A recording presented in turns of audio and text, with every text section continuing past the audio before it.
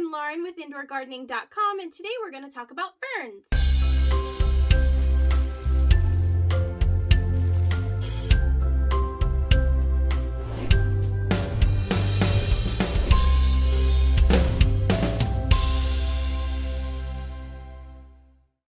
Ferns have been around for millions and millions of years. They've been around since the dawn of the dinosaurs.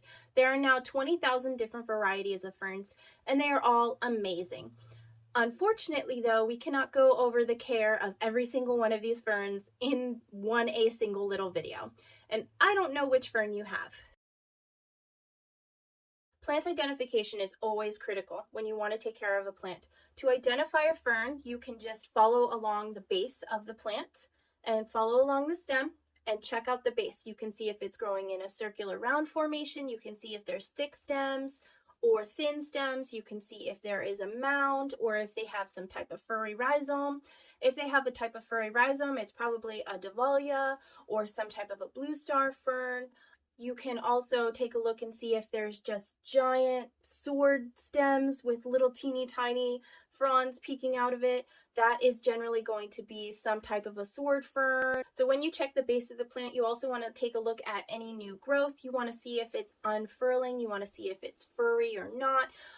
With autumn ferns, for example, they'll come in a different color. With cinnamon ferns, you're going to see brown and green, depending on whether it's a male or a female frond that's unfurling for you. So when you're trying to identify your fern, you really just want to look at the fronds, look at the base, and try to go from there and figure out how exactly to care for it.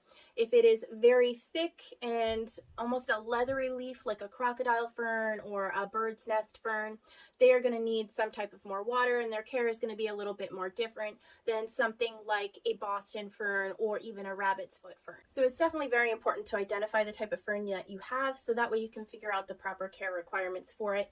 We are going to go over some general tips that encompass majority of ferns, but definitely identifying your fern is going to help you out a lot more to narrow down the exact requirements that your fern is going to need. Humidity. Ferns, it's always said in all of the articles that ferns need humidity. What they don't tell you, though, is how much humidity your fern is going to need. And it's going to depend on the type of fern and the size of fern, how high the humidity needs to be kept in your general area. There are also desert ferns that don't need high humidity. They're not usually sold out in the public. You're not going to usually walk into your local nursery, but if you live in Arizona, you might have a desert fern in your nursery. So it just depends. But generally, for most of the tropical houseplant ferns that you're going to come across, the bigger the plant, the less humidity it's going to need because it will be able to hold on and make its own humidity bubble. Also, if it is a smaller plant or it is a thinner leaved plant, like a maidenhair fern, for example, then it is going to need a higher humidity. These are great for terrariums or to keep in a very high humidity home in the Pacific Northwest, for example, where it rains all the time. If you're in a tropical rainforest type of environment, if you're down in the very humid tropics in general, then these places are already naturally very humid. You don't have to worry about increasing the humidity too much. But if you're in a lower humidity environment and you have a smaller fern, it's going to need an increased humidity. Majority of ferns like to stick in between 40% humidity and 80% humidity. You can lower that number and increase that number depending on the size of your fern and the type of your fern. If you have something like a very big Boston fern, then it's going to be just fine sitting at 40% humidity. But if you have something like a maidenhair fern in a 2 or a 3 inch pot, you definitely want to get some type of coverage over that because it's not going to make it in 40% humidity. It's going to want something closer to 70-75% humidity. All right, so let's talk about watering ferns. Ferns generally need water. There's a common misconception out there that all ferns want to be sitting in water all the time and they never want to dry out. This is not the case at all. It just depends on the specific type of fern. Generally, if they are a bigger frond, thicker frond fern, they can handle being dried out a little bit more. Also, if it's a bigger pot of a plant, then they can handle a little bit more drought because they're more established and they're holding more water in their fronds. Just like with humidity, bigger needs a little bit less care and interaction. When they are watered, they need to be watered more deeply because it takes time to refill up their reservoirs, essentially. But if it's a smaller, thinner leaved fern, like a maidenhair fern, or if it's a younger younger plant, they're not going to be able to hold as much water. So you are going to want to water them a little bit less. They don't need as much water, and they will not be able to handle drying out as much. So with a smaller fern, you want to touch the top, and if you feel that it is starting to dry out, then you will give them a little bit more water.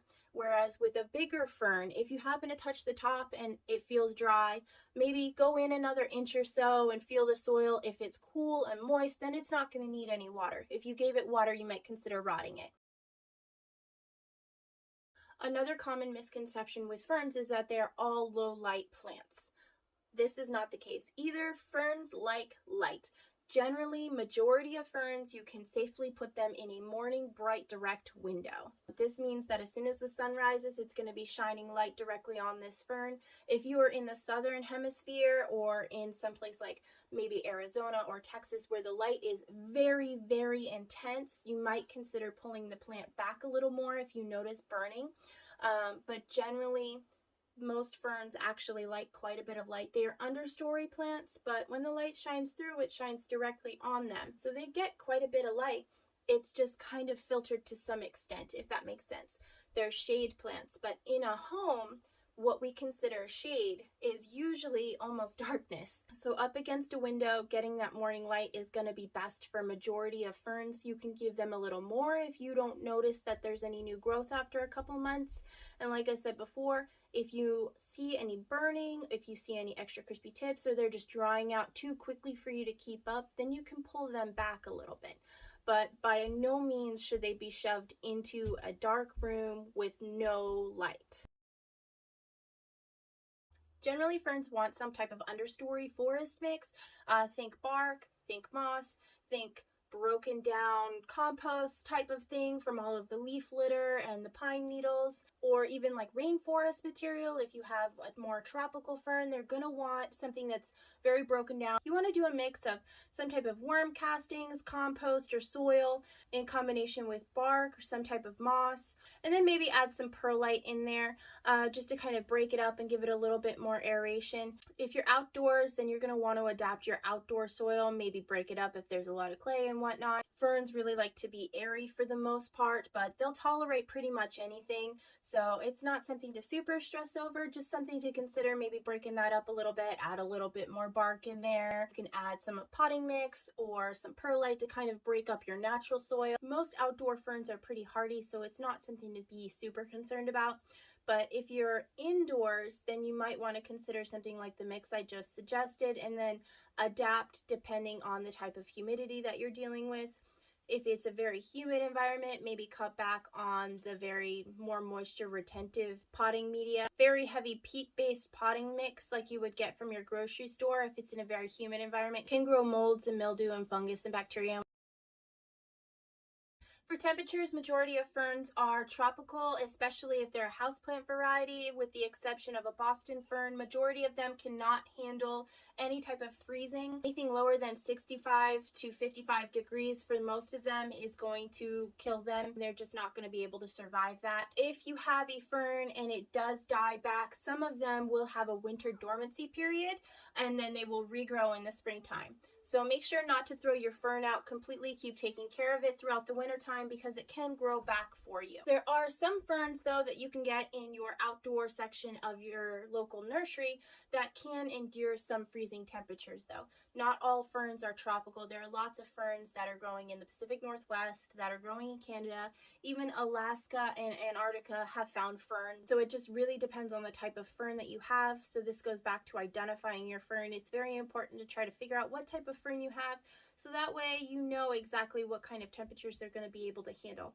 But if somebody just hands you a fern and says, here, take care of it, generally try to keep them above freezing, especially if they're a houseplant. Most likely they're a tropical fern of some type. Make sure you check out indoorgardening.com while you wait for our next video. There's lots of information there for you. We're always happy to help. Thank you so much for watching, and we'll see you in the next one. Bye!